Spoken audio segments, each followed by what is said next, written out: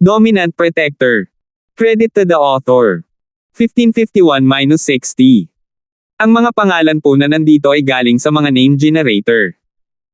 Kaya kung meron man pagkakatulad sa mga pangalan ng totoong tao o lugar, ito ay tunay na hindi sinasadya. Hayaan akong magpakilala, ito ang aking assistant na si Wayne, at ito ang sikat na private investigator na si Heken, medyo sikat siya sa Starfield at Stonegate. Ipinakilala ni Amara si Cheryl at ang iba pa sa mga taong sumama sa kanya. Kaya isa kang detective. Akala ko ikaw ang boss ng Song Fox. Song Fox? Saan mo nahanap ang lalaking ito? Yasi pouted. Sa susunod na malutas mo ang isang kaso, mangyaring hanapin si Tiktik Yasi 007. Huwag mong hanapin ang ganitong uri ng mayabang na tanga. Bagamat tinawag siyang Sly Fox ni Yasi, nasisiyahan pa rin siya matapos pag-alitan si Hekan. Medyo hindi rin siya nasisiyahan kay Hekan. Naisip niya na dahil lang sa isa siyang sikat na detective, napakayabang niya, para bang mahahanap niya ang mamamatay tao sa isang pangungusap. Parang cartoon. Ikaw. Agad na nagalit si Hekan. Inilibot ni Yasi ang kanyang mga mata at hindi siya pinansin. Pumunta siya sa banyo at kumuha ng isang palanggana ng malamig na tubig.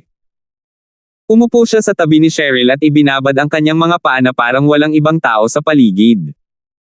Nagmura si Heken sa kanyang mahinang pagpapalaki, ngunit wala siyang sinabi. Alam niyang hindi natutuwa sa kanya sina Amara at Wayne, at hindi sila tutulong kahit pag-alitan siya ng dalaga. Miss Charlton, nandito kami para pag-usapan ang isang kaso. Maraming nakawan sa lungsod ng Starfield kamakailan, kasama ang maraming away, pag-atake, at sexual na panliligalig. Ang listahan ng mga krimen ay nagbibigay ng sakit sa ulo ni Amara. Paano kaya si Terence? Alam ko, pero ano? Tanong ni Cheryl. Mapait na ngumiti si Amara at tumingin kay Wayne. Hindi siya komportableng sabihin na ang sospek ay si Terence, kaya mas mabuting hayaan na lang si Wayne. Pinaghihinalaan namin na. Ang mga kasong ito ay may kaugnayan lahat kay Terence. Sabi ni Wayne, excuse me, si Terence home ba? Napasigaw si Josephine sa gulat. Hindi. Marami nang nakita si Cheryl sa mundo. Hindi siya sumigaw ngunit hindi niya namamalayan na naging alerto, Terence. Paano naging posible iyon? Matagal nang umalis si Terence, at nakakuha tayo ng bagong bodyguard, hindi mo ba nakikita? With that, tinuro ni Cheryl si Chester. Miss Charlton, please calm down. Siyempre, pinaghihinalaan lang namin siya, hindi na siya ang suspect. Malilinis lang natin ang pangalan ni Terence pagkatapos natin siyang mahanap at maunawaan ang katotohanan, tama ba? Paliwanag ni Wayne. Bakit kayo naghihinala kay Terence? Wala siyang ginawa, kaya bakit niya lilinisin ang pangalan niya? Tanong ni Cheryl. Ito. Miss Charlton, pakitingnan ang ebidensyang mayroon kami. Naniniwala ako na sa harap ng ebidensya, lahat ng iba pa ay hindi na kailangan. Kapag nakita mo na ang ebidensya, mauunawaan mo kung bakit pinaghihinalaan namin si Terence. Inilabas ni Wayne ang kanyang laptop mula sa kanyang bag pagkatapos ng sandaling katahimikan. Kung si Cheryl Manuyasi, o maging ang kanilang bodyguard na si Chester, ang mga background ng mga taong ito ay hindi maaaring maliitin. Kung hindi sila makikipagtulungan, wala talagang magagawa si Wayne. Anong ebidensya? Kumunat ang noo ni Cheryl. Alam niyang hindi maganda ang mga bagay mula nang sabihin ni Wayne ang mga salitang iyon. Bagamat hindi magkasundo sina Amara at Yasi, alam niya na magkasundo sina Amara at Terence.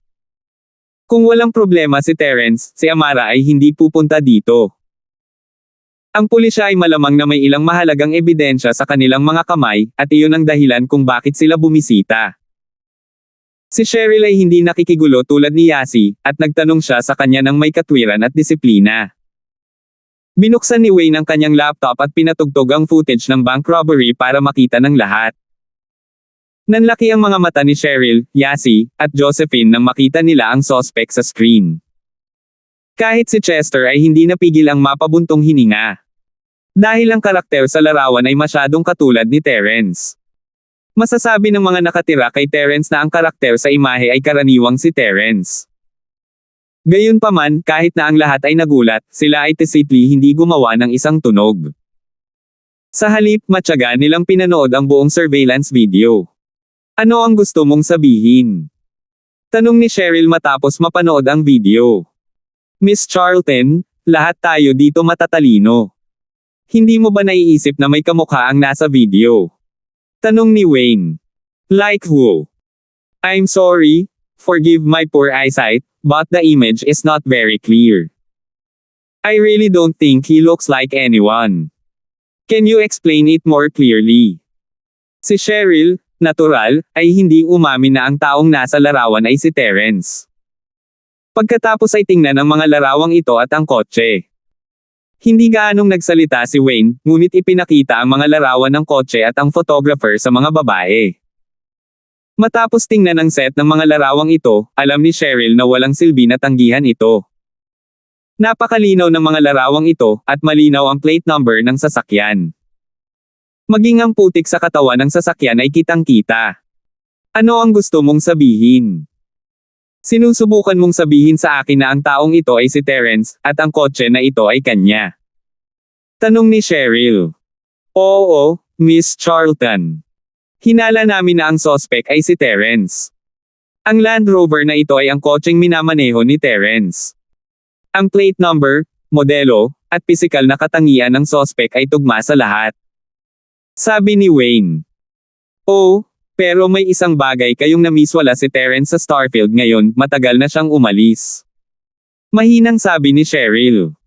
Katulad ito, ngunit hindi niya akalain na ang taong ito ay si Terence.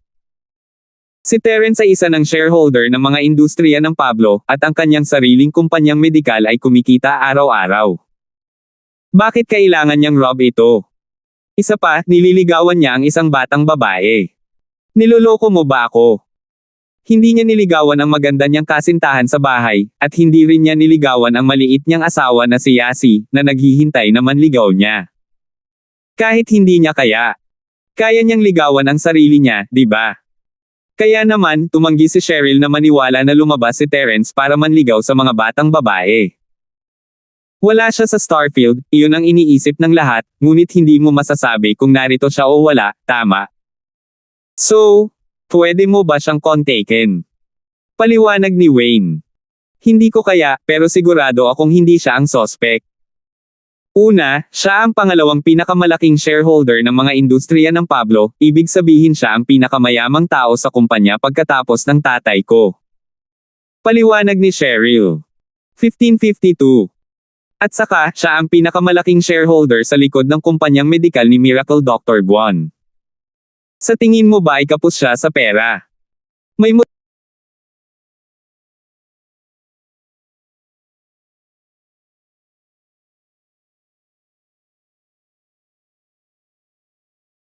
Guan or Larkins? Sa tingin mo ba ay kapos siya sa pera?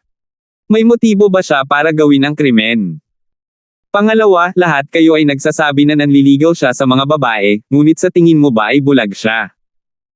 Nasa bahay kaming tatlo, at inaasar niya kami sa bahay, ngunit may iba pa. Nagpatuloy si Cheryl. Oo, lahat tayo ay naghihintay sa pila para asarin. Dagdag ni Yasi sabay tango. Hindi nakaimik si Amara. Gusto niyang pagalitan si Yasi dahil sa pagiging walang hiya niya, ngunit nasa panig sila ni Terence, kaya walang sinabi ang Amara. Kung hindi dahil sa kanyang katayuan, sasabihin pa nga ng Amara, naghihintay din ako sa pila. Kung abnormal siya sa pag-iisip, mahirap sabihin. Si Hekan, na kanina patahimik, ay biglang nagsalita muli, ayon sa aking pagsusuri, tiyak na may mali sa isipan ng sospek. Kung hindi, bakit niya sasalakayin ang mga inosenteng tao matapos pagnakawan ang bangko at tindahan ng ginto?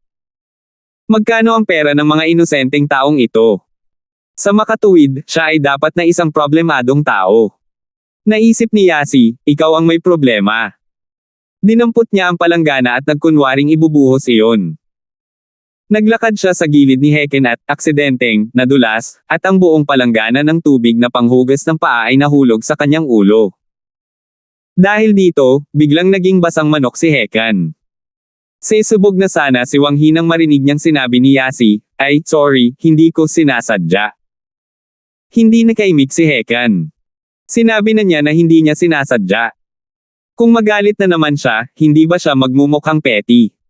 Tsaka high school girl lang yung kabilang party. Walang kabuluhan kung makikipagtalo ka sa kanya. May mga taong hindi matino ang ulo at palaging nagsasabi ng ilang hindi maipaliwanag na mga bagay. Sila ay magiging malinis ang ulo pagkatapos mabuhusan ng malamig na tubig. Sarkastikong sabi ni Chester. Matagal na niyang pinipigilan ang kanyang galit, tina-target ng lalaking ito ang kanyang amo na si Terence. Ano? Anong sabi mo? Galit na galit si Hekan. Bang! Hinampis ni Chester ang kanyang palad sa isang metal na flower stand sa tabi ng sofa, na ginawa itong isang tumpok ng scrap metal.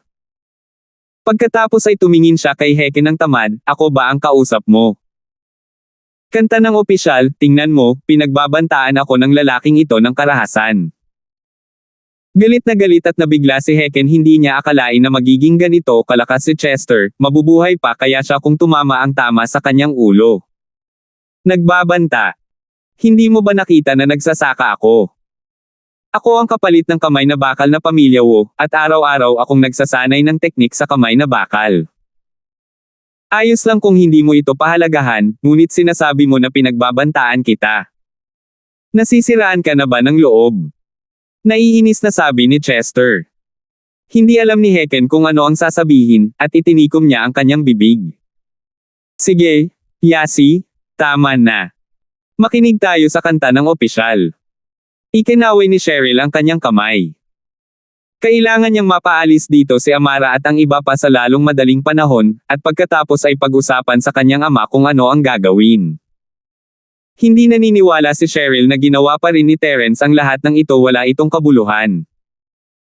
Miss Charlton, gusto lang naming kumpirmahin, kailan umalis si Terence. Nakontak ka ba niya pagkatapos niyang umalis? Tumango si Amara. Hindi mo ba alam kung kailan siya umalis? Tumingin si Cheryl kay Amara ng kakaiba. Hindi ba siya nagpaalam sa iyo noon? At saka, dapat alam mo ang ginagawa niya. Paano siya makakatawag sa telepono sa ganoong kalayuan? Well, hindi napigilan ni Amara na tumango. Sa katunayan, nagpaalam si Terence sa kanya at kay Colton Julian bago siya umalis.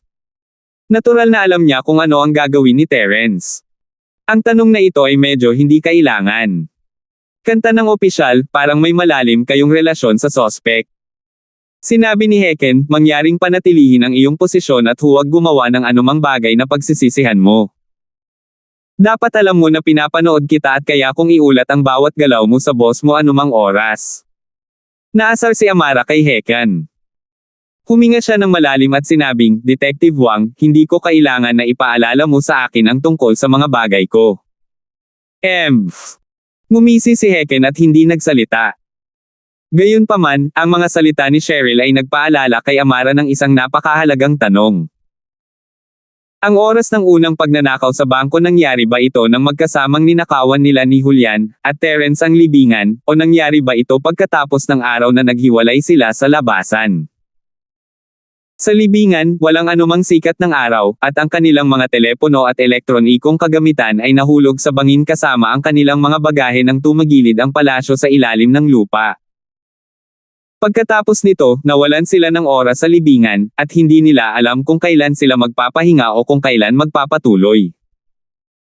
Gayunpaman, pagkatapos umalis sa libingan, napagtanto ni Amara at Julian na sira lahat ang kanilang mga kagamitan sa komunikasyon, at hindi nila makontak ang punong tanggapan. Makalakad lang siya papunta sa pinakamalapit na bayan, at nakalimutan na niya ang konsepto ng oras. Gayunpaman, kung makakahanap si Amara ng paraan para makumpirma kung kailan sila naghiwalay, hindi ba niya magagawang linisin ang pangalan ni Terence? Ngunit, ang libingan na pagnanakaw ay isang sikreto, at maging si Wayne at ang iba pa ay hindi masabi sa kanya ang tungkol dito. Kinailangan niyang talakayin ito kay Colton Julian nang makabalik siya, at tingnan kung naalala niya ang oras. Siyempre, mayroon pa ring dalawang iba pang mahahalagang tao, si Akira at Elder York, ngunit hindi pa sila makontak ni Amara. Paano ito, mula nang umalis si Terence, naglayas ba siya? Alam ni Wayne na wala siyang makukuha mula sa kinaroroonan ni Terence. At saka, parang alam ng kanta ni Amara si Cheryl at Cheryl, kaya nagpa siya si Wayne na magtanong ng iba. Hindi, umiling si Cheryl. Nagmamaneho siya ng kotse ng iba. Nasa garahe ang kotse niya sa ilalim ng bahay ni Trixie. Baka ninakaw. Kung gayon, mayroon ka bang susi sa garahe? Tanong ni Wayne. Oo. Bulong ni Cheryl sa sarili at tumango. Okay, maaari ka bang sumama sa amin sa garahe upang tingnan ang mga kotse?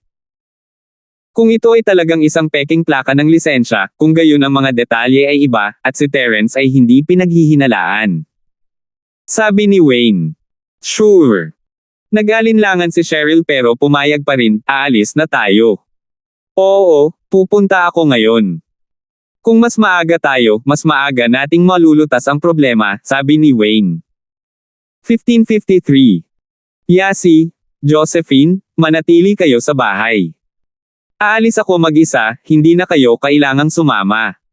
Napaisip si Cheryl at nagpa siya na mag-isa. Si Josephine ay hindi gaanong karanasan at si Yasi ay palaging nagdudulot ng gulo. Maaari rin siyang pumunta mag-isa. Oh, okay. Masunaring tumango si Yasi, nauunawaan ang kahalagahan ng sitwasyon. Si Josephine, sa kabilang banda, ay hindi alam kung ano ang gagawin. Umaasa lang siya na magiging maayos si Terence, ngunit hindi siya maaaring maging katulad ni Cheryl, na nakikipag-head-to-head sa kanta Amara at nangangatuwiran sa kanya. Kaya, nang hilingin ni Cheryl na lumabas mag-isa, saglit lang nag-alinlangan si Josephine at pumayag. Kinuha ni Cheryl ang susi ng kotse at sumakay sa sasakyan ng pulis kasama si Amara at ang iba pa, patungo sa kinaroroonan ni Trixie. Lalo niyang nilinis ang Land Rover at inilagay ito sa garahe ni Trixie bago siya umalis. Si Cheryl at Yasi ay parehong may mga sasakyan, kaya hindi nila kailangan ang kay Terence. Dumating sila sa kapitbahayan ni Trixie, at si Amara at ang iba ay bumaba kasama si Cheryl. Binuksan nila ang pinto ng garahe at nakita nila ang isang Land Rover na nakaparada doon. Nandito na. Nakaparada ang sasakyan dito at hindi gumagalaw. Sa tingin mo ba ito ang kotseng minamaneho ng sospek? Tanong ni Cheryl. Mahirap manghusga sa ngayon. Kailangan nating suriin ang mga detalye. Kasabay nito, kinuha ni Wayne ang kanyang kamera at kinuha ang buong larawan ng Land Rover sa garahe. Gayunpaman, nang itinuro niya ang muling ipininta na marka sa kotse, nagbago ang mukha ni Amara. Iyon ay dahil, sa larawang kuha ng photographer, may katulad na gasgas sa Land Rover. Kanta ng kapitan. Kita mo. Mapait na ngumiti si Wayne. Mayroon bang anumang surveillance camera sa kapitbahayan?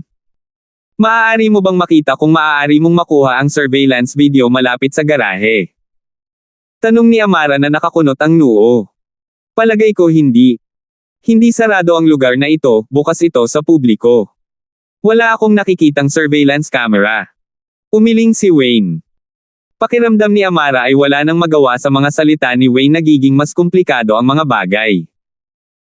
Hindi siya naniniwala na si Terence ang gumawa nito, ngunit lahat ng ebidensya ay nakaturo sa kanya. Kung hindi ito ginawa ni Terence, isa lang ang posibilidad, may sumusubok na iframe siya. Miss Charlton, pakitingnan ang mga scratch mark sa kotse na ito. Ito ang kotse na minamaneho ng sospek, at mayroon itong parehong mga scratch mark. Mapait na ngumiti si Wayne habang inilabas niya ang isang larawan mula sa kanyang laptop. Hinayaan si Cheryl na ikumpara ito sa pintura sa kotse. Natigilan si Cheryl nang makita ang larawan. Hindi niya akalain na ang mga katangian ng kotse sa larawan ay ganap na magkatugma sa kotse ni Terence. Maging ang pinakamaliit na detalye ay pareho. Miss Charlton, hindi namin masigurado kung iisang kotse ang dalawang sasakyan na ito, pero parang medyo malapit lang. Mapait na ngumiti si Wayne, ipapadala ko ang larawan sa technical department para sa pagkakakilanlan mamaya, ngunit mangyaring maging handa sa pag-iisip. Baka may nagsusumikap na iframe si Terence. Marami ring kaaway si Terence, biglang sabi ni Cheryl. Maaaring ito ang mga taong ito. Mahirap sabihin iyon, pag-uusapan natin ito pagkatapos nating mahanap si Terence. Salamat sa iyong kooperasyon, sabi ni Wayne, iiwan ko muna ang sasakyan sa iyo sa ngayon, ngunit hahanapin ka namin upang itaboy ito para sa isang pagtata sa anumang oras. Oo naman. Tumango si Cheryl, gulong-gulo ang kanyang puso. Wala siyang sinabi, ngunit ang lahat ng ebidensya ay nasa Terence. Inihatid ni Amara si Cheryl pabalik sa villa at dinala silang tatlo pabalik sa istasyon ng pulisya. Mabigat din ang puso ni Amara. Pagkatapos bumalik sa istasyon ng pulisya, sinabi niya kay Wayne na ibigay ang ebidensya sa departamento ng teknikal. Pagkatapos, nagmaneho siya sa ospital upang tingnan ang oras ng pagbisita nila sa puntod kasama si Julian Colton. Kasabay nito, tumunog ang telepono ng number 1 underling ng isang Jerwin na si Scorpion. Boss, sinunod ko ang utos mo at sinubukan ko ang lahat para sisihin si Terence, ngunit mukhang hindi ako pinaniniwalaan ng mga pulis. Lalo na ang Amara na iyon, napakatigas ng ulo niya. Kailangan mo bang isumbong ko ito sa kanilang amo? Medyo maimpluwensyahan ako dito, sigurado akong papaalisin siya ng amo ni Amara. Sabi ng nasa kabilang dulo ng telepono. Hindi na kailangan. Kung hihilingin mo sa kanya na umalis, ito ay magtataas lamang ng hinala. Jan, sabi ni Scorpion, gawin mo lang ang iyong makakaya. Okay, boss. Huwag mo nang gamitin ang Land Rover na iyan, nahanap na ng mga pulis ang kotse ni Terence. Sabi ng lalaki sa telepono. Alam ko. Kukuha ako ng bagong kotse, sabi ni Scorpion. Okay, boss. I'll contact you anytime if I have any news. But my pay. Nagtanong ang nasa telepono tungkol sa kanyang sweldo sa dulo. Huwag kang mag-alala, nailipat ko na ang $5 milyong sa account na ibinigay mo. Kapag naayos na ito, makukuha mo ang natitirang 5 milyon. Ngunit kailangan mong panatilihin kami sa dilim. Sabi ni Scorpion. Walang problema, boss. Alam mo naman na magtatrabaho ako kung sino man ang magbabayad sa akin ng mas malaki. Mabilis na sabi ng kausap. Ibinaba ni Scorpion ang tawag at naglakad patungo sa silid ni Jerwin, ngunit sa pagbukas niya ng pinto, nakita niya si Jerwin na nakahandusay sa lupa, umaangal sa ilaw sa kisame. Master Jerwin. Ikaw. Napatalon si Scorpion sa gulat habang nakatingin kay Jerwin na may kakaibang ekspresyon, hindi alam kung ano ang nangyayari. Nakita ni Jerwin si Scorpion at bumangon mula sa lupa, ang kanyang mukha ay kalmado at composed, nagwo-workout ako. Ito ay isang uri ng fitness exercise. Huwag kang mabigla.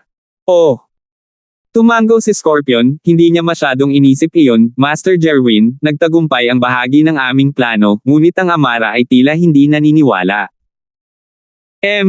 Hindi ko ine-expect na paniniwalaan ako ng mga pulis sa huli. Kung ito ay gagana, edi sana. Kung hindi, wala kaming mawawala.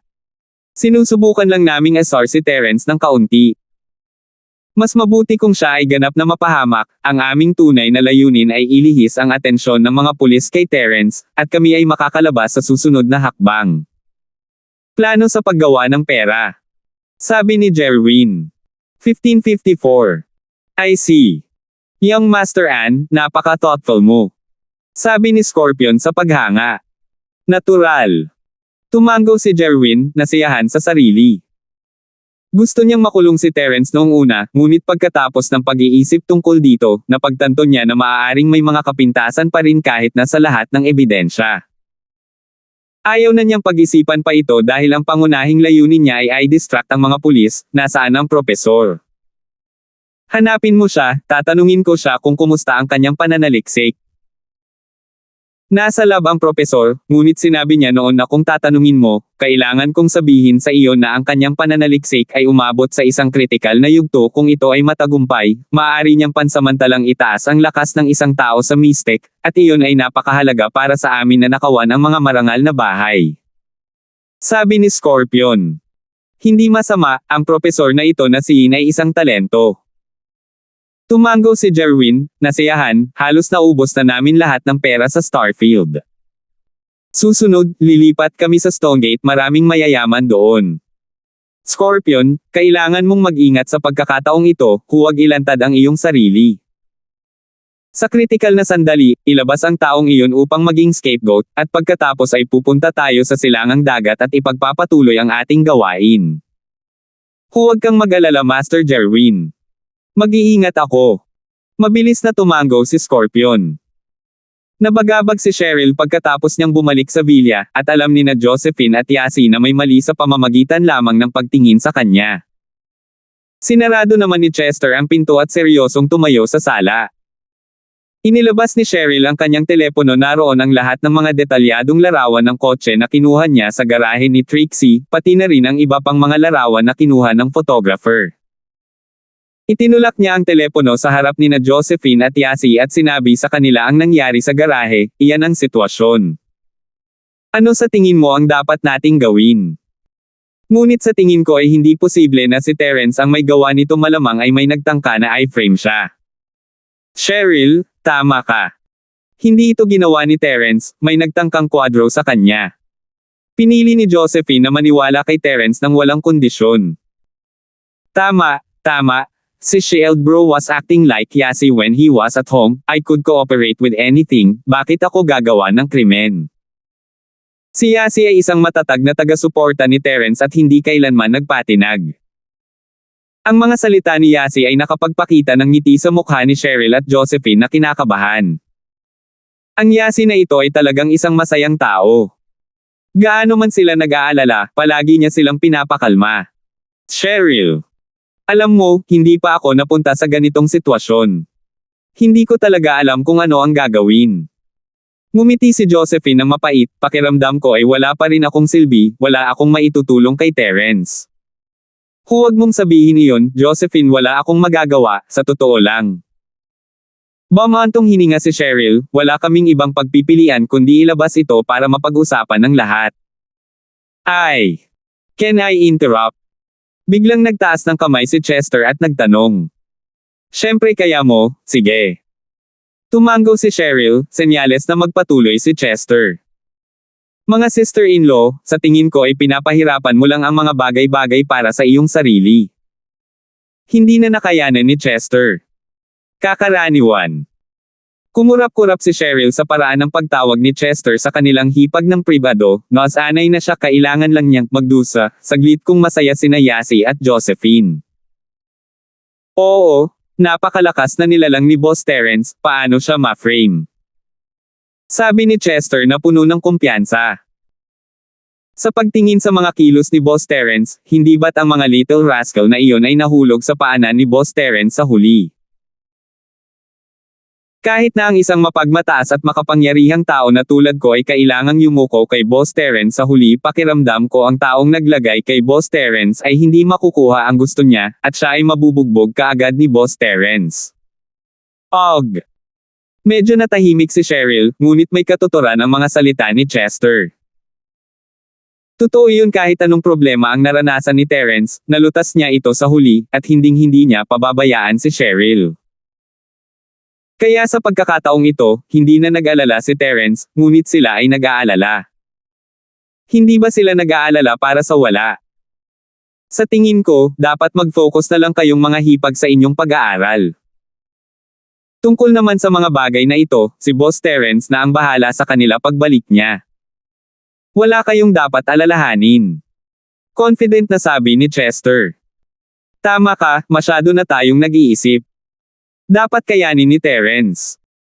Yasi, Josephine, umakyat tayo sa itaas at mag-aral. Tumango si Cheryl. Nagliwanag ang mga mata ni na Josephine at Yasi sa sinabi ni Chester. Ang kanilang mga alalahanin ay talagang hindi kailangan. Dumiretso si Amara sa silid ni Julian, kailangan niyang gumawa ng pangalan para sa kanyang sarili sa Noble House meeting, kaya't sinunod niya ang utos ni Terence at nagkunwaring nasaktan siya ng husto. Nagulat si Julian nang makita si Amara dito. Amara, hindi mo na kailangang sumama kung busy ka sa trabaho. Ayos lang ako dito mag-isa. Julian bro, nandito ako dahil may malaking nangyari sa Starfield. Sa pamamagitan nito, ibinuod ni Amara ang lahat ng mga kaso na nangyari kamakailan, kasama ang kanyang hinala na si Terence ay isang suspect. Terence. Paano ito posible? Julian shook his head subconsciously. Nabanggit mo ang oras ng sinaunang libingan. Bagamat sira ang aking kagamitan, nagdala ako ng isang mini recording pen para kumuha ng ebidensya. Gumagana ito mula nang pumasok tayo sa libingan, kaya maaari mong kalkulahin ang bilang ng mga araw na tayo ay nasa libingan batay sa haba ng recording. Pagkatapos ay maaari mong kalkulahin kung nasaan si Terence noong mga oras na iyon. Ang galing! Medyo nasasabik si Amara matapos marinig ang mga salita ni Colton Julian. Kung hindi lalaki si Colton Julian, hahalikan talaga niya ito. Dumating ang ebidensyang ito sa tamang panahon. Ibinigay ni Julian ang panulat kay Amara, alam niyang nagmamadali siyang linisin ang pangalan ni Terence. Hindi niya ito hiniling na manatili, sinasabi lamang sa kanya na ipaalam sa kanya kung mayroong anumang magandang balita. Nang bumalik si Amara sa himpilan ng pulisya, lumabas ang test report. Mula sa larawan, ang dalawang sasakyan ay iisang kotse. Ang lahat ng mga detalye ay tumugma. Siyempre, hindi nila maalis ang posibilidad ng artificial na pandaraya. 1555. Maraming talent sa Firewolf Gang, kaya hindi mahirap magpeke ng isang bagay. Posible pa ring itago ito sa ilang mga teknolohikal na paraan. Gayunpaman, walang pakialam ang Amara tungkol dito. Bumalik siya sa istasyon ng pulisya at nagkulong sa kanyang opisina, nagsimulang kalkulahin ang oras ng recording pen ni Colton Julian. Di nagtagal, lumabas ang mga resulta. Ang araw na umalis sila sa libingan ay ang araw pagkatapos ng unang pagnanakaw sa bangko sa Starfield. Gamit ang matibay na ebidensyang ito sa kamay, lahat ng iba ay lumulutang na ulap lamang. Tuwang-tuwa si Amara, hindi siya nag-aksaya ng isang segundo at tinawagan kaagad si Harold.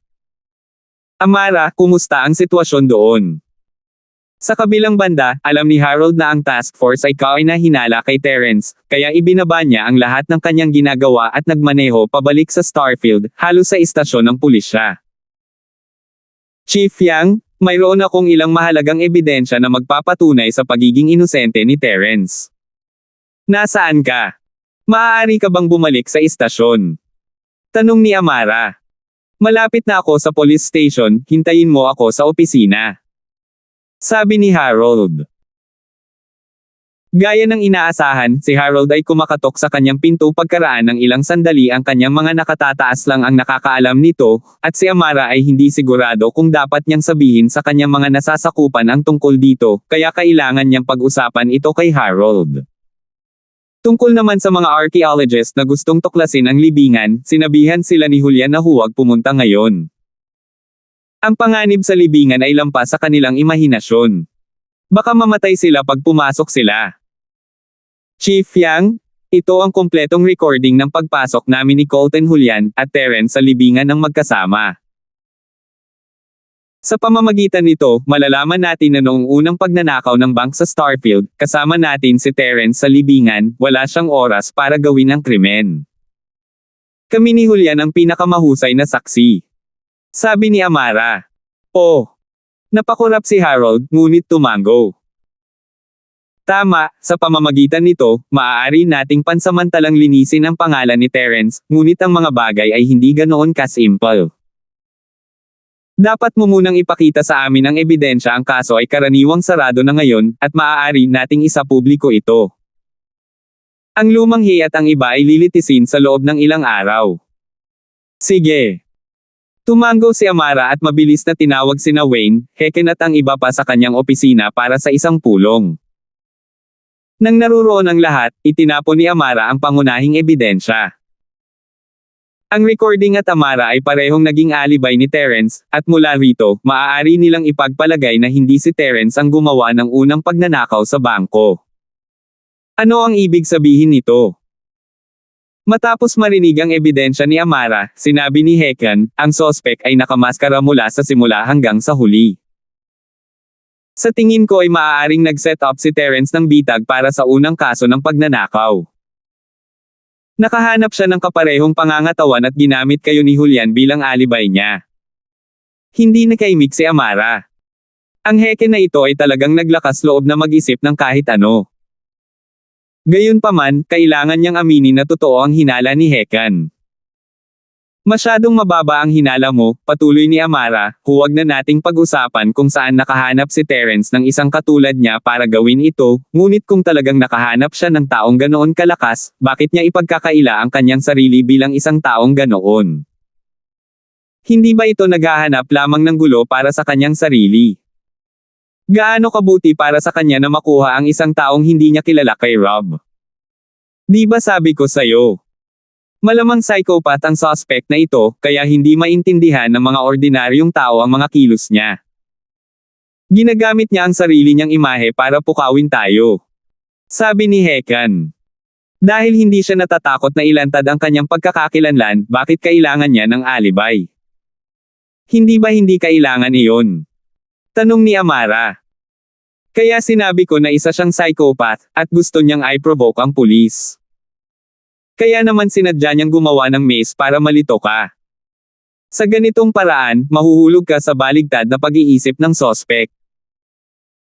Kahit naiisipin mo na hindi siya ang sospek, ngunit may ibang nagkukusa sa kanya.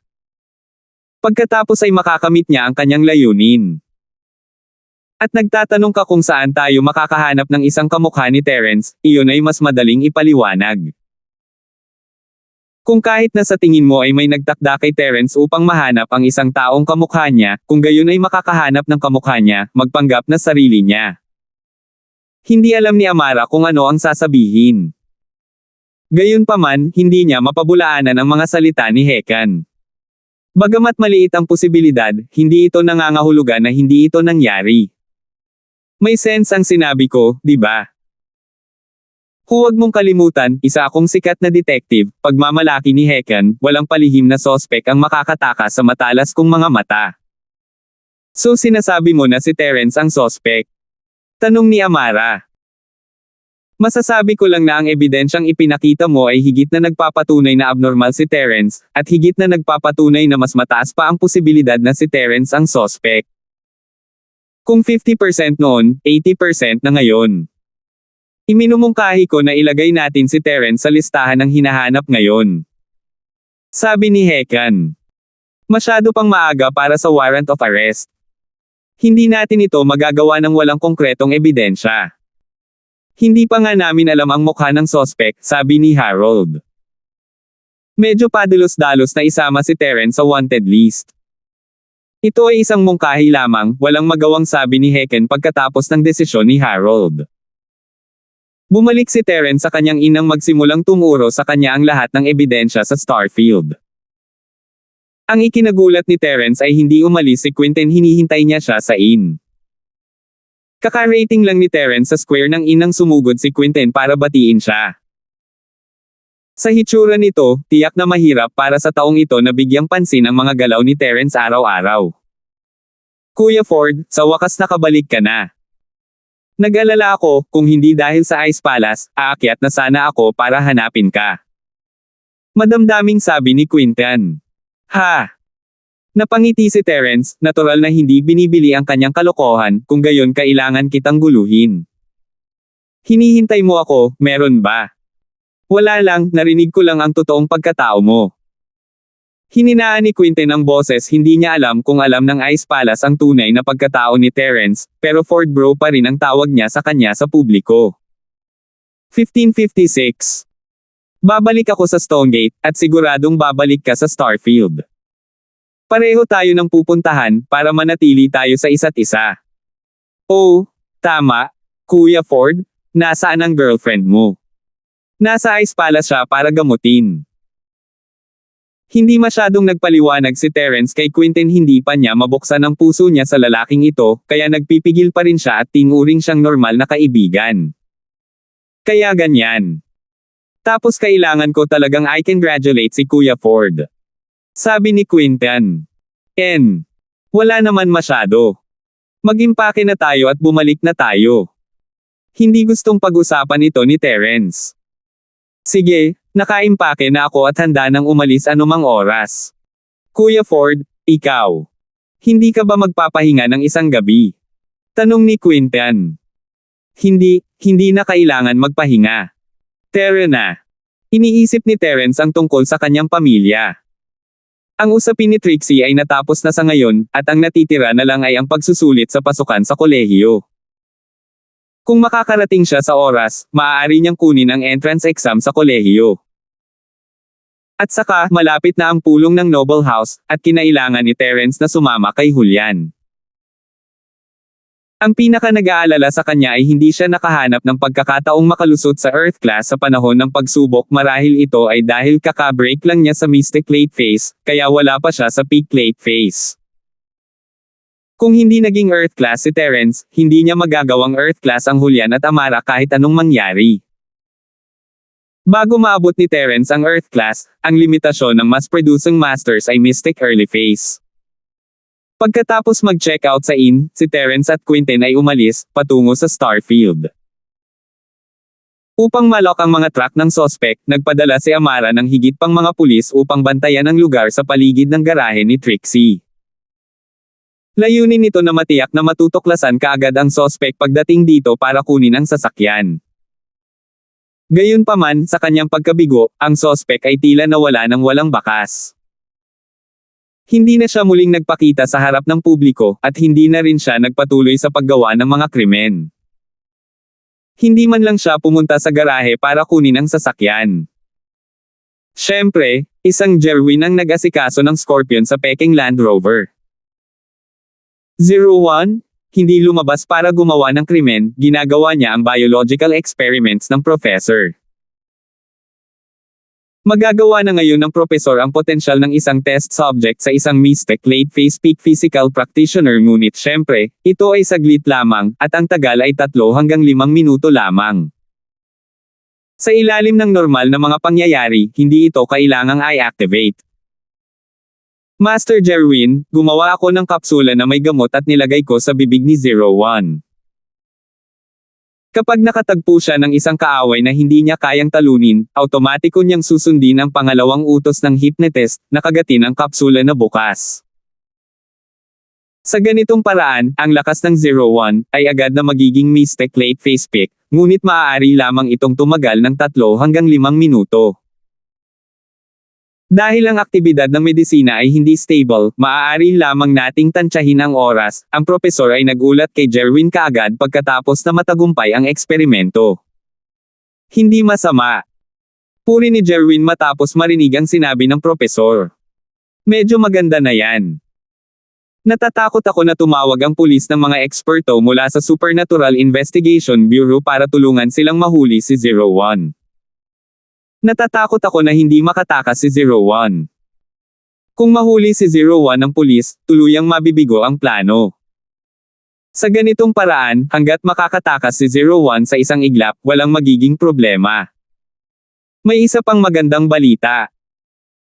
01's instant strength limit ay Mystic Late Phase Peak, ngunit sa normal na mga pangyayari, ginamit ko ang gamot para itulak din siya sa Mystic Early Phase, at ang tagal ay halos 2 oras. Sabi ng propesor.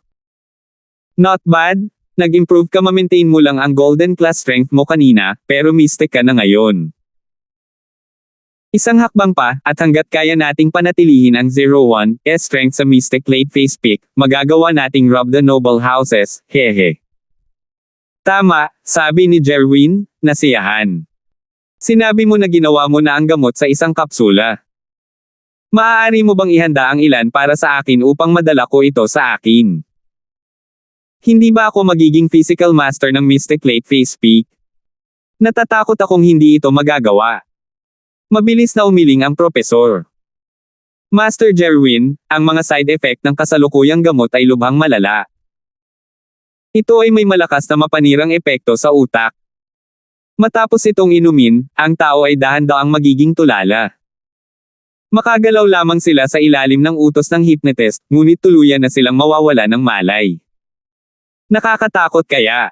Tapos ayoko. Tumalon si Jerwin, anong biro? Magiging zombie na siya. Huwag kang masyadong mag-alala, Master Jerwin. Nagsusumikap din ako sa pagre-research. Nung umalis ang mentor ko, dinala niya ang karamihan sa impormasyon. Dahan-dahan ko lang to, pero wag kang mag-alala. Sa hinaharap, siguradong may mga potion na magagamit ng ordinaryong tao. Magiging expert na si Master Jerwin. Sabi ng professor. Ang galing. Ipinanta siya ni Jerwin ang sandali na naging master siya. Hindi ba nagustuhan ni Cheryl na humanap ng mga bodyguard? Pagkatapos niyang patayin si Terence, magboluntaryo siyang maging bodyguard ni Cheryl, at maiuuwi niya ang kagandahan. Sa pag-iisip na iyon, natuwa si Jerwin. Tama, hayaan 01 na ipagpatuloy ang krimen, mas malaki ang kaguluhan, mas mabuti. Mas mabuti kung ang publiko ay magalit kahit na ang huling sospek ay hindi si Terence, tatanggihan pa rin nila siya. Okay Master Jerwin, aayusin ko na ituloy niya ang krimen, pero sa pagkakataong ito ay hindi na siya magdadrive. Pasakayin mo siya ng motorsiklo. Sabi ni Scorpion. Mas mainam na maging walang awa. Pagkatapos, humanap ng pagkakataon na ipakita ang iyong mukha at hayaang kulungin ng pulis ang suspect. Sabi ni Jerwin. Oo naman, walang problema. Tumango si Scorpion. Boss Terence, masyadong blizzard sa unahan, humanap tayo ng mapagtatagwan. Inihinto ni Quinten ang sasakyan at iniangat ang ulo, tinawag ang kotse ni Terence. Si Quinten ay isang mystic, at marami siyang purong chi Terence na hindi na kailangang buksan ang bintana para marinig siya. Inihinto rin ni Terence ang sasakyan ng blizzard ay talagang napakalakas, at ang visibility ay napakababa. Wala silang makita, kaya nagboluntaryo si Quinten na maging taliba, sinindihan ang mga ilaw upang gabayan si Terence. Pagkatapos ay magpahinga tayo saglit. Hahanap tayo ng mapagtatagwan. Sabi ni Terence. Bagamat walang mga sagabal, pedestrian, o sasakyan sa kalsada, delikado pa rin ang pagmamaneho ng ganito. Hindi kalayuan dito, may kuweba. Nakita namin ito pagdating namin dito, at minarkahan pa namin ito sa GPS. Boss Terence, pupunta ba tayo? Hindi ko akalain na magiging kapaki-pakinabang sila ngayon. Sabi ni Quinten. 1557. Sige, ikaw ang manguna. Sabi ni Terence sabay tango. Sige Boss Terence, sundan mo lang ako. Dahil doon, nagmaneho si Quinten patungo sa kuweba. May GPS system ang kotse, at bagaman hindi sila makakita ng malinaw, mahahanap pa rin nila ang pangkalahatang direksyon. Dagdag pa, ito ay isang walang katapusang field ng snow, at pareho silang nasa isang off-road na sasakyan, kaya hindi dapat magkaroon ng anumang panganib. Sinundan sila ni Terence. Hindi gaanong kabigat ang snow noong unang dumating si Terence, ngunit nagsimula ito sa ikatlong araw ng kanyang pagdating. Hindi pa ito tumitigil hanggang ngayon, at ang dalawa ay kailangang huminto at maglakad. Gaya ng inaasahan, dumating ang dalawa sa isang kuweba sa ilalim ng pamumuno ni Quinten, at bumaba siya sa kotse na may dalang mga gamit sa camping bago pumasok sa kuweba kasama si Terence. Walang mga patay na sanga sa malapit. Kung hindi, makabubuting kunin ang mga ito at sunugin, sabi ni Terence pagkatapos tumingin sa paligid ng kuweba. Ayos lang, Boss Terence. Mayroon akong mabilis na bunten ng apoy dito, magagamit natin ito kaagad. Kumuha si Quinten ng mabilis na lighter mula sa kanyang bagahe at inilagay ito sa harap ni Terence. Hindi alam ni Terence kung tatawa o iiyak ang Quinten na ito ay nagdala pa ng napakaraming bagay sa kanya. Nandito ba siya para subukan o mag-camp? Siguradong nasa iyo ang lahat. Sabi ni Terence. Siyempre, may pantulog pa nga. Boss Terence, sa kuweba tayo magpalipas ng gabi. Binuksan ni Quinten ang kanyang bag para magpakitang gilas, at may pantulog sa loob. Natahimik si Terence. Hindi ko kailangan, uupo lang ako sa lupa at magbubungkal. Gumagana rin iyan. Kung gayon hindi ko rin ito kailangan, pareho tayong practitioner, hindi natin kailangang mag-enjoy. Ayaw ni Quinten, ngunit dahil hindi kailangan ni Terence ng pantulog, hindi na rin niya kailangan. Hindi ako nag-e-enjoy. Natatakot lang ako na baka may mangyari at hindi ako makaatake habang nasa sleeping bag. Kung may dumating na kaaway, uupo ka lang sa sleeping bag at mabubugbog, sabi ni Terence na may mapait na ngiti. Tama ka, pero nasa ilang tayo. Wala man lang hayop, kaya paano magkakaroon ng mga kaaway? Sabi ni Quinten, umiling. Huwag kang magsalita, may darating.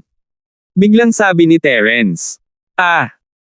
Tumigil si Quinten, sasabihin pa lang niya na hindi nagbibiro si Boss Terence nang makarinig din siya ng mabibigat na yabag, palapit ng palapit.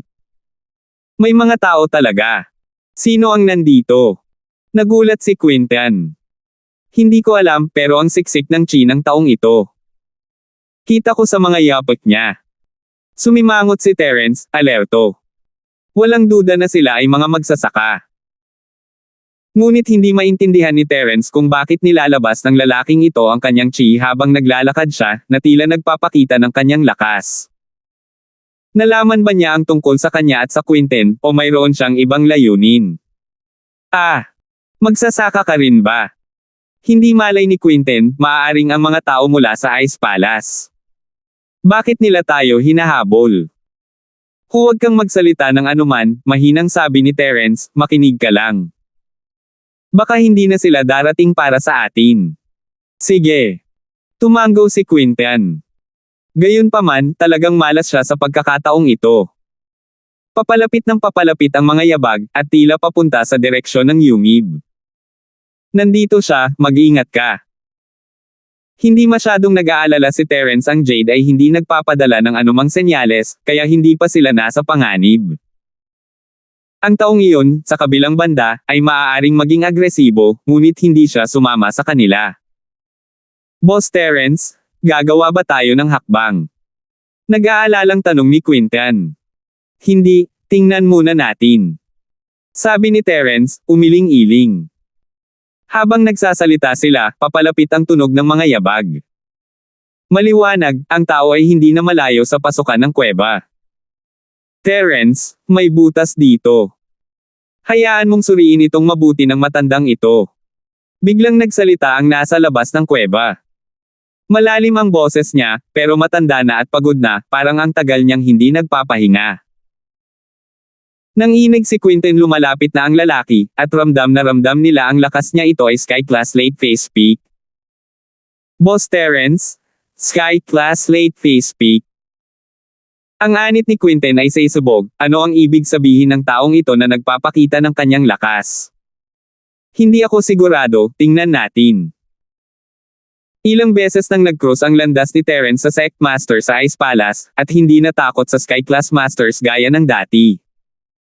Hindi niya lang alam kung ano ang layunin ng taong ito. Dumaan lang ba siya, o may iba pa siyang plano? Nakahanap na siya ng kuweba, kaya ano ang silbi ng pag-check dito ng mabuti?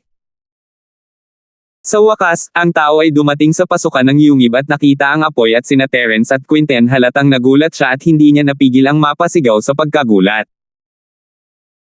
Nakita naman ni Terence at Quinten ang mukha ng lalaki. Siya ay nasa edad 50 o 60, magulo ang buhok, at gutay-gutay ang kanyang damit. Ngunit siya ay isang Sky Class Master, at mahirap sabihin ang kanyang aktwal na edad. Sa paraan ng pananamit ng taong ito, mukha siyang walang tirahan o matandang baliw, wala man lang siyang parang Sky Class Master. Ang kakaibang lalaki ay pumasok sa kuweba at kumurap kay Terence.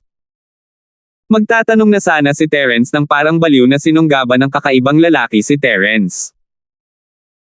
Bumilis ang tibok ng puso ni Terence nang i-activate niya ang sining ng Dragon Mastery, gamit ang kanyang chi para protektahan ang kanyang katawan. Ngunit paano niya naiiwasan ang bilis ng isang Sky Class Master? Ang kakaibang lalaki ay nasa harap ni Terence sa isang iglap at hinawakan ng dalawang kamay ang mga balikat ni Terence. Nang lalaban na si Terence, biglang sumigaw ang kakaibang lalaki, "Disciple! Mahal kong disipulo, natagpuan na kita." Huminto si Terence, hindi alam kung ano ang ibig sabihin ng lalaki, ngunit sa parehong oras, nakahinga siya ng maluwag. Inilabas na ng lalaki ang kanyang chi, ngunit wala siyang intensyon na salakayin si Terence. Kahit ang kanyang mga kamay na nakahawak sa balikat ni Terence ay hindi gumamit ng anumang lakas. Aking mabuting alagad, alam kong maiiwasan mo ang mga taong iyon. Ngunit, mahigit 20 taon na ang nakalipas, bakit hindi mo ako hinanap? Tuwang-tuwang sigaw ng kakaibang lalaki. Kanina pa kita hinahanap. Kumunat ang noo ni Terence. Sa puntong ito, nakakasigurado siyang baliw ang kakaibang lalaking ito. Tila naisip niya na si Terence ay kanyang disipulo, ngunit sinabi niya na mahigit 20 taon na ang nakalipas. Nangangahulugan ito na malamang na maling tao ang nakuha niya. 20 taon na ang nakalilipas, hindi pa ipinapanganak si Terence. Paano siya naging alagad niya? 1558. Ikaw. Maling tao ka siguro. Mapait na ngumiti si Terence. Paano ako magkakamali? Paano siya nagkakamali? Maliwanag na ikaw ay aking alagad.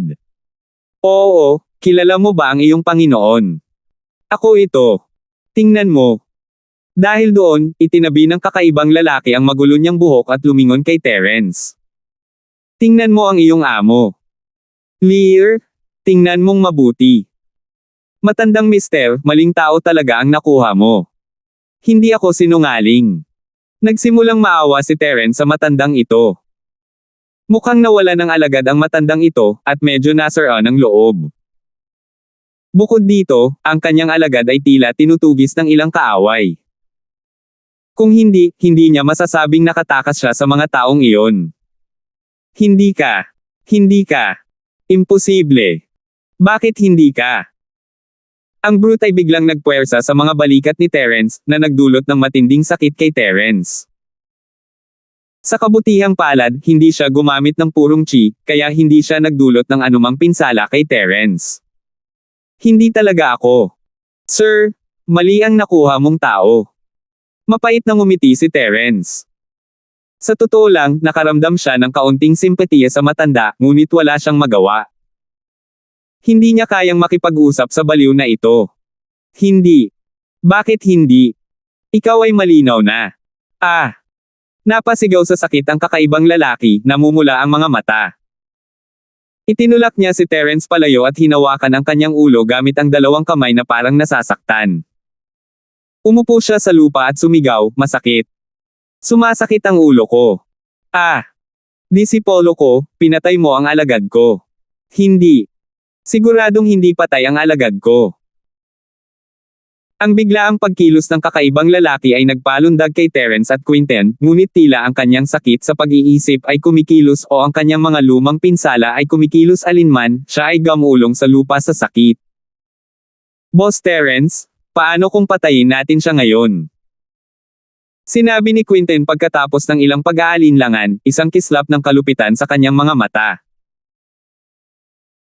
Ihiling-hiling na lang si Terence nang makita niya ang kakaibang lalaki na itinulak ang sarili sa lupa gamit ang kanyang mga kamay at tumalon, lumilipad sa harap ng Quinten at hinawakan ang kanyang mga braso. Sino ang gusto mong patayin? Ikaw ito. Ikaw ang pumatay kay Lear, ikaw iyon. Papatayin kita at maghihiganti para sa Lear. Dahil doon, naglapat ng kaunting puwersa ang kakaibang lalaki at ang mga braso ni Quinten ay gumawa ng dalawang basag na tunog na bali ang mga ito.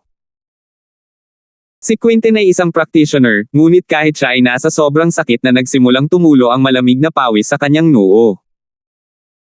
Nanlambot ang kanyang mga binti habang hindi niya namamalaya na humingi ng tulong, Boss Terence, iligtas mo ako. Medyo nabigla rin si Terence sa biglaang pagkilos ng kakaibang lalaki, ngunit hindi pa siya umatake. Ang lalaking iyon ay Sky Class Late Phase Peak, hindi man lang siya makikipag-away sa isang Earth Class para sa isang lalaki na kakakilala pa lang niya, lalo na sa Sky Class. Dagdag pa, ang kakaibang lalaking ito ay hindi matatag sa pag-iisip, ang pangangatwiran sa kanya ay hindi gagana, at ito ay naging mahirap para kay Terence. Dapat ba siyang kumilos o hindi? Totoong matagal na niyang hindi kilala si Quinten, pero hindi niya pwedeng baliwalain ang katotohanan na tinatawag siya ni Quinten na boss, pero paano niya gagawin iyon ngayon? Matandang sir, hindi niya pinatay ang iyong alagad. Tingnan mo ng mabuti, maling tao ba ang nakilala mo? Walang choice si Terence kundi pilitin ang sarili na magpaliwanag, umaasang maiintindihan siya ng lalaki at pabayaan si Quinten. Kung hindi, ito ay pagpapakamatay. Oo, hindi ko siya pinatay. Tingnan mong mabuti, ako si Quinten, isang miyembro ng Hidden House Hale. Hindi ako ang kaaway na hinahanap mo. Iiyak na sana si Quinten. Ano ang ginagawa nitong Sky Class, sinasabing pinatay niya ang kanyang disipulo. Hindi siya tanga, ano bang masama sa pagpatay niya sa disipulo ng Sky Class Master? Ikaw kasi. Huwag mo nang subukang mag-quibble, kikitil ng matandang ito ang buhay ng aso mo para mag-higanti. Inabot ng weirdong lalaki ang kamay niya, handang sampelan ang ulo ni Quinten, naiihi siya sa pantalon niya. Oh my God! Boss Terence, iligtas mo ako. Alam ni Quinten na mababa ang tsansa ni Terence na tumulong, hindi niya kayang talunin ang isang Sky Class Master, kung tutuusin, at ito ay isang Sky Class late phase pick. Walang magagawa si Terence, ngunit hindi niya namamalayan na humingi ng tulong. Kinabahan din si Terence, ngunit wala siyang magawa. Tumakbo siya at hinawakan ang braso ng kakaibang lalaki. Master, nandito na po siya. Hindi niya ito pinatay. Kaibigan niya ito. Narinig ng kakaibang lalaki ang mga salita ni Terence at nanginig ang kanyang katawan. Huminto ang kamay niyang hahampas sa ulo ni Quinten at itinulak siya palayo. Hindi man lang siya pinansin at tuwang-tuwang lumingon kay Terence. Lear, natagpuan ka na ng iyong amo. Ang galing. Dahil doon, binigyan ng kakaibang lalaki si Terence ng yakap ng oso. Napakunot ang noo ni Terence sa inaamag na amoy na nagmumula sa katawan ng lalaki. Kung titignan, ang kakaibang lalaking ito ay matagal nang hindi nagpalit ng damit o naliligo. Gayunpaman, hindi lumaban si Terence para pakalmayan ang lalaki. Guro, miss na kita. Nakahinga ng maluwag si Quinten habang hinahangaan niya ang mabilis na pag-iisip ni Terence. Patay na siya kung hindi dahil sa mabilis na reaksyon ni Terence. Kahit na ibalik ni Terence ang balita sa Hidden House Hale, hindi nila hahabulin ang isang Sky Class late phase peak old na baliw para sa paghihiganti. Lear, aking mabuting alagad, alam kong hindi ka namatay. Sabi ng kakaibang lalaki, ngunit bitawan si Terence nang matapos siya. Napahawak siya sa ulo niya at nabaliw na naman. Sobrang sakit ng ulo ko. Lear. Nabigla rin si Terence sa mga kilos ng kakaibang lalaki, natatakot na siya ay mabaliw muli. Mabilis niyang inilabas ang mga pilak na karayom na lagi niyang dala at mabilis na ipinasok sa ulo ng lalaki, ngunit dalawa pa lang ang naipasok niya bago nagalit ang kakaibang lalaki. Sino ka ba? Guro, ako po ito, nandito ako para gamutin ang sakit ng ulo mo. Sabi ni Terence. Mabuti. Aking mabuting alagad, nalulugod akong makita ka. Ang iyong marshal na tiyuhin at ang kanyang mga tao ay nagtataksil sa atin at nakikipagsabwatan sa masasamang tao. Gusto nila tayong patayin, guro at alagad. Ang pula sa mga mata ng lalaki ay nawala matapos marinig ang mga salita ni Terence, at bumalik siya sa kanyang kalmadong estado. Pinayagan si Terence na ilagay ang mga karayom sa kanyang ulo. Sige. Hindi alam ni Terence kung bakit sumasakit ang ulo ng lalaki, pero pareho lang ang paraan ng pagpigil sa sakit. Maaaring gumamit si Terence ng mga pilak na karayom para pansamantalang sugpuin ang sakit. 1559. Ayos lang talaga. Mabuting alagad, saan mo natutunan ang mga ganyang kasanayang medikal? Parehong nagulat at natuwa ang kakaibang lalaki. Tama. Nakita mo naman siguro na sobra akong nasasaktan kaya nag-aral ka ng medisina.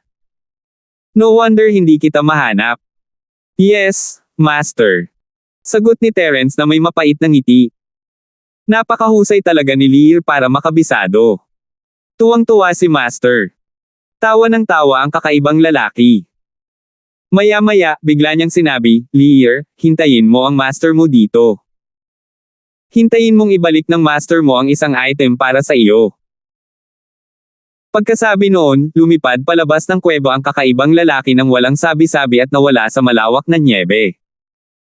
Walang bakas sa kanya sa isang iglap. Sa bilis ng isang Sky Class Master, hindi siya makikita ng Mystic Class Master sa buong bilis. Phew! Nagpakawala ng mahabang hininga si Terence pagkaalis ng kakaibang lalaki, ngunit mas lalo pang natakot si Quinten. Halos natakot siya. Boss Terence, ikaw ang pinakamahusay. Napakadali mong niloko ang matandang baliw na iyon. Bumaba ang mga braso ni Quinten sa sinabi nito na medyo natatakot pa rin.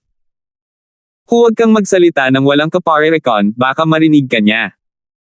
Siya ay isang mahirap din, ang kanyang disipulo ay pinatay, na naging sanhi ng kanyang pagkawala ng isip.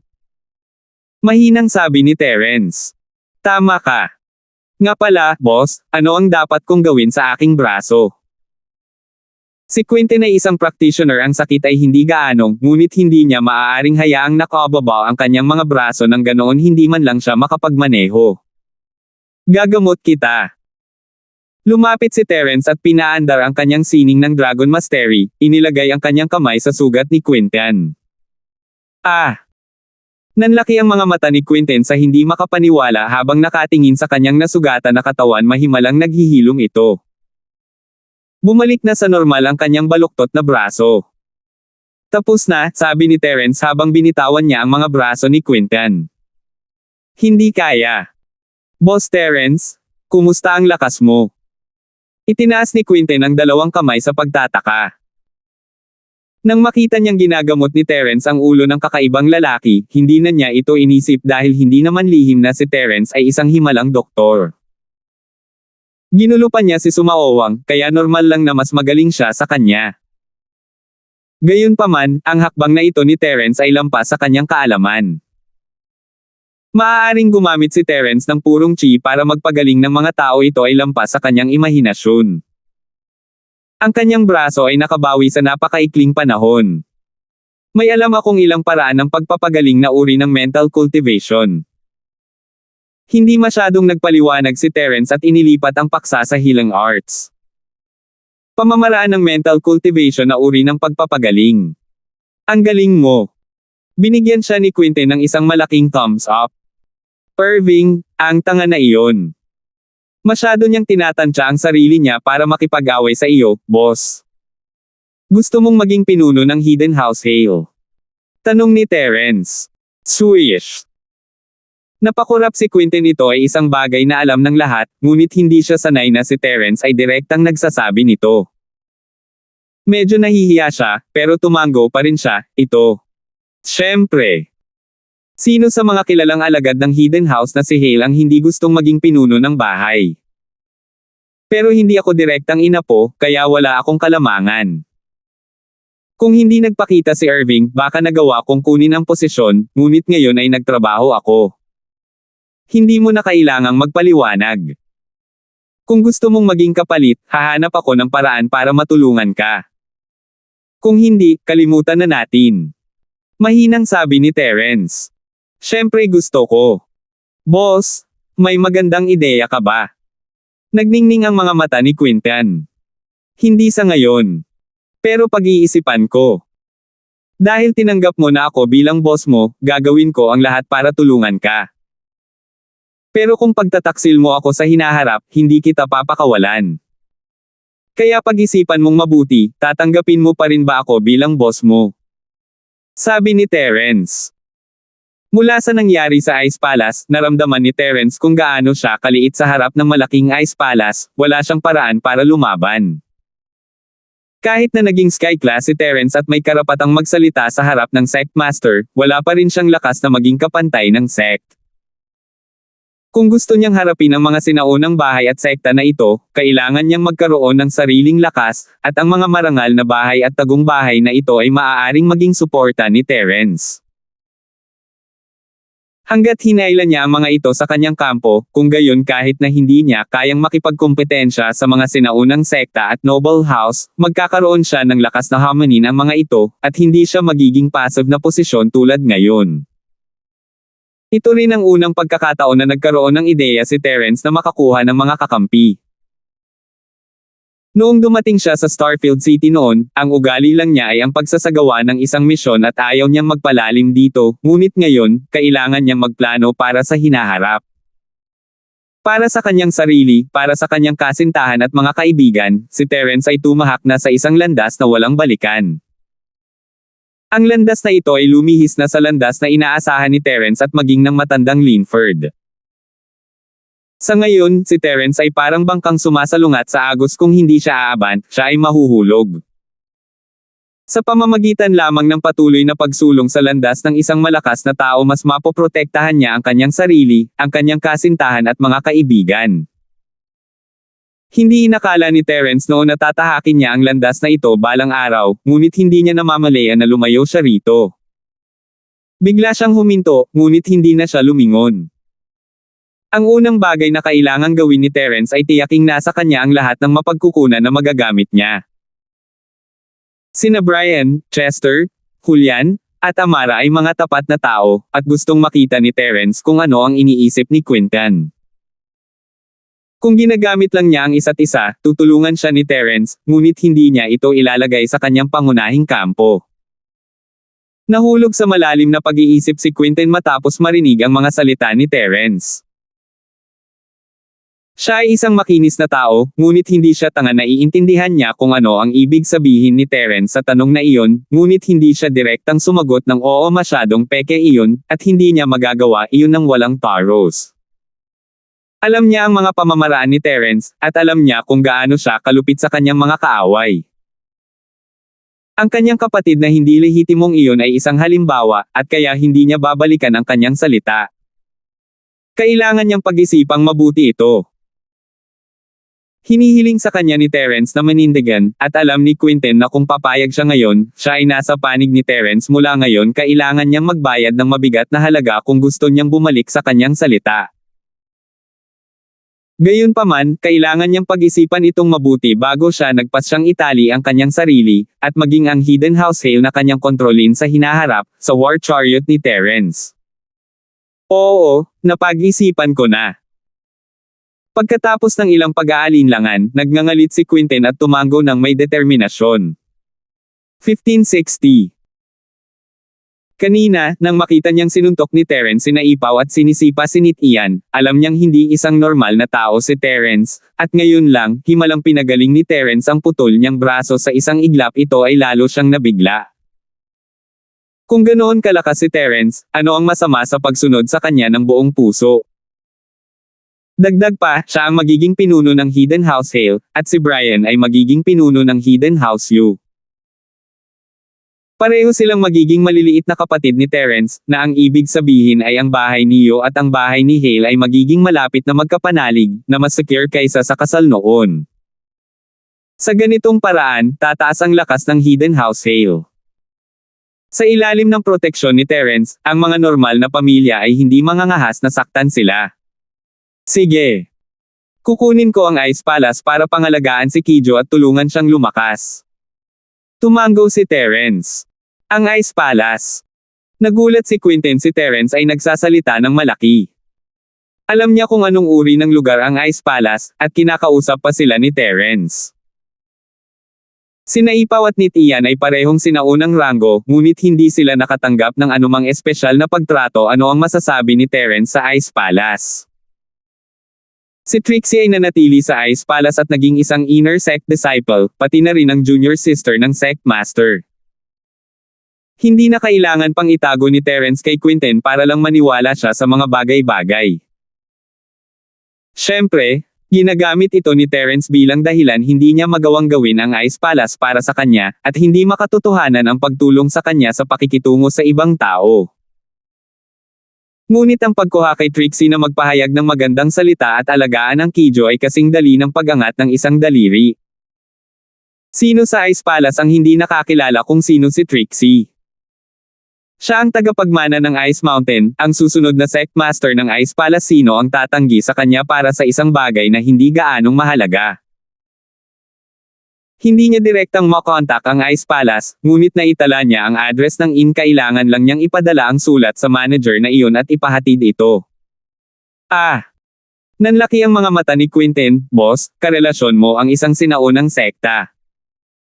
Ngumiti lang si Terence, hindi na nagpapaliwanag pa. Lalong naging masaya si Quinton sa kanyang desisyon. Nakikita na niya ang sandali na siya ay naging pinuno ng Hidden House Hail. Tama na boss, umalis na yung matandang baliw na yun. Bakit hindi ako magmadaling tumakbo?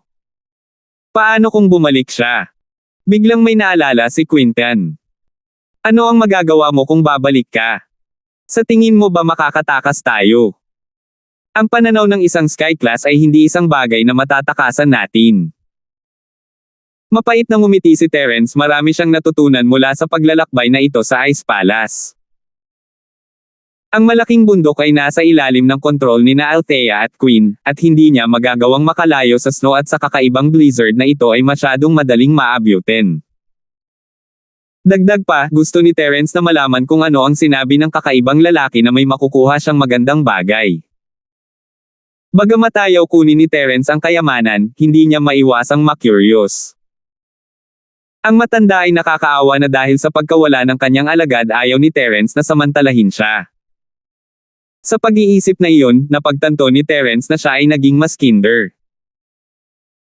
Noong una siyang dumating sa Starfield, hindi siya isang taong mahilig makialam sa negosyo ng ibang tao, at hindi talaga mahalaga sa kanya kung mabuhay man sila o mamatay.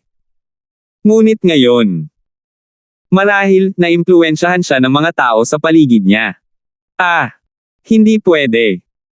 Natural, naniwala si Quentin sa mga salita ni Terence, at naging mapait ang kanyang mukha, paano kung bumalik siya at mabaliw muli. Huwag kang mag-alala, kung hindi ko siya i-provoke, malamang na hindi niya gagawin. Sabi ni Terence. Habang nag-uusap ang dalawa ay muling nagmumula sa labas ng kuweba ang tunog ng mga yabag. Halata namang bumalik ang kakaibang lalaki. Tinapik-tapik ni Quentin ang kanyang dibdib, napakaswerte niyang hindi siya umalis. Kung ginawa niya, talagang nahuli ang kakaibang lalaking iyon. Bumalik ako, bumalik ako. Ang kakaibang lalaki ay masayang sumugod sa kuweba at hindi napigilan ang kanyang kagalakan nang makita si Terence.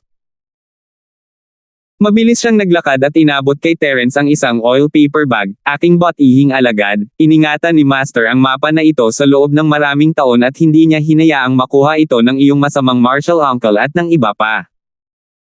Haha, imposibleng makuha nila ang kayamanang iyon kahit sa panaginip. Tiningnan ni Terence ang pakete, hindi sigurado kung dapat niya itong kunin o hindi. Ayon sa kakaibang lalaki, ang bagay sa oil paper bag ay dapat na isang treasure map, at ang nakatagong bagay ay dapat na isang treasure. Marahil ang kayamanang ito ang nagdulot ng kapahamakan ng kakaibang tao at ang pagkalipol ng kanyang alagad. Ngunit paano kaya itong kunin ni Terence para sa kanyang sarili? Mabuti sana kung masamang tao ang lalaki, ngunit siya ay isang mahirap na tao. Talagang ayaw ni Terence sa kanya, o pagsisisihan niya ito kapag nagising siya. Hindi ito inabot ni Terence. Kunin mo. Aking mabuting alagad, ano ang iyong ginagawa? Nataranta ang kakaibang lalaki nang hindi ito inabot ni Terence. Okay. Walang choice si Terence kundi kunin ang package. Buksan mo kaagad at tingnan kung may sira. Ang sabi ng kakaibang lalaki, orihinal, naaalala ko ang mga bagay na iginuhit sa mapa. Ngunit sa paglipas ng mga taon, ang aking memorya ay lalong lumala. Hindi ko na matandaan ang ilan sa mga ito. Ako ay matanda na. Maaari ko lamang puntahan at kunin ang mga ito. Okay. Nakinig si Terence sa hindi magkatugmang mga salita ng kakaibang lalaki at binuksan ang pakete. Sino ang nakakaalam kung mababaliw na naman ang lalaki kapag hindi niya ginawa ang sinabi sa kanya? Binuksan ni Terence ang pakete at nakitang isa nga itong mapa ng kayamanan, ngunit ito ay kalahating mapa lamang. Nasaan ang iyong kalahati ng mapa? Dali-dali itong ilabas at pagsamasamahin. Pagkatapos natin, isasama kita sa paghahanap ng kayamanan. Sabi ng kakaibang lalaki. Ako. Wala sa akin ang kalahati. Mapait na ngumiti si Terence. Hindi mo dinala. Tama, paano mo madadala ang ganoong mahalagang bagay sa lahat ng oras? Masama kung mahanap ito ng mga masasamang tao sa sekta at inagaw. Pagkasabi nito ay napabuntong hininga ang kakaibang lalaki. Buntong hininga, ako ang nagtago ng kayamanang ito noon. Nahati rin sa dalawa ang mapa pagkatapos kong iguhit ito. Ngunit sa aking alaala, hindi ko na matindaan kung ano ang iginuhit ko sa kalahating ito. Guro, iiwan ko muna ang mapa na ito sa iyo sa ngayon. Pag-uusapan natin ito pagkatapos kong makuha ang kalahati ko. Sabi ni Terence habang naghahanda na ibalik ang mapa sa kakaibang lalaki. Iiwan ko ito sa iyo. Kung hindi, makakalimutan ko kung saan ko ito muling inilagay. Kinawian ng kakaibang lalaki ang kanyang kamay at sinabing, maggagabi na. Magpahinga muna tayo. Bukas, maaari kang pumunta at kunin ang iyong kalahati ng mapa. Sabay tayong mag-treasure hunting. Oo nga pala, napakaraming taon na ang lumipas. Tingnan ko kung paano umunlad ang iyong paglilinang. Salamat po at sinamahan ninyo ako, ingat lagi mga master.